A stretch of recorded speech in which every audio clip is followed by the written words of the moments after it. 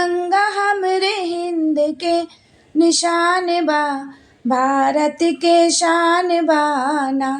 ई तिरंगा हमरे हिंद के निशान बा, भारत के शान बाना।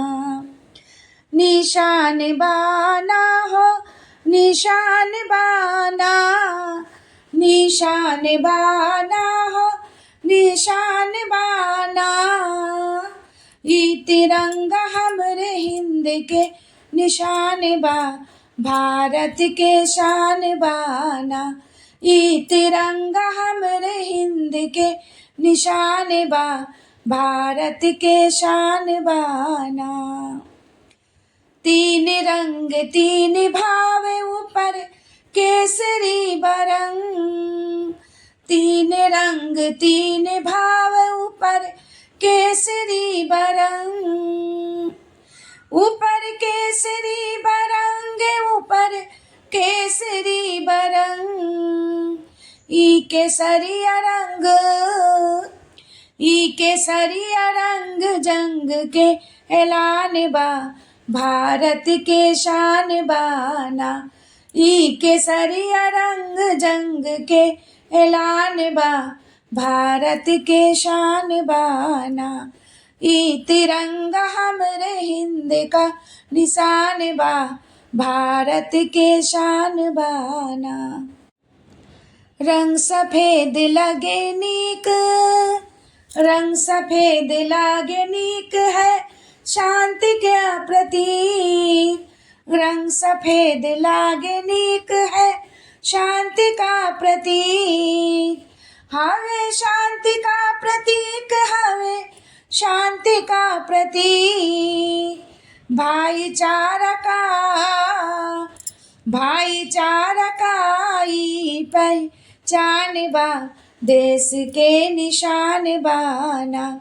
भाईचारा के ई पहचान बा, देश के निशान बाना।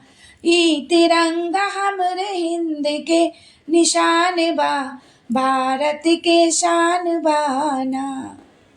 चक्र बीच में अनोखा बनल 24 की रेखा, चक्र बीच में अनोखा बनल 24 की रेखा। बना 24 की रेखा, बनल 24 की रेखा।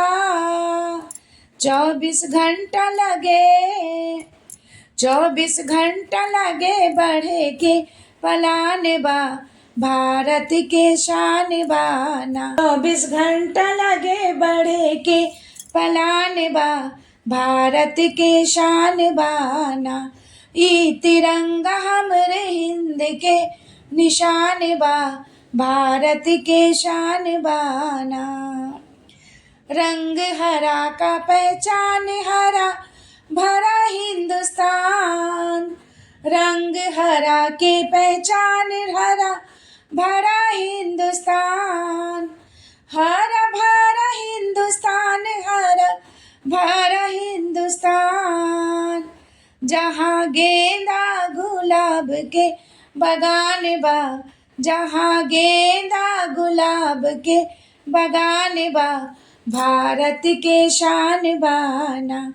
ई तिरंगा हमरे हिंद के निशान बा, भारत के शान बाना।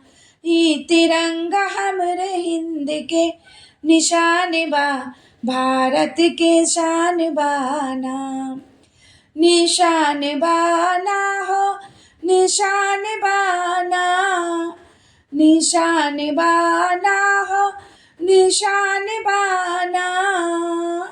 ई तिरंगा हमरे भारत के शान बा, हिंद के निशान बा ना, हिंद के निशान बा ना।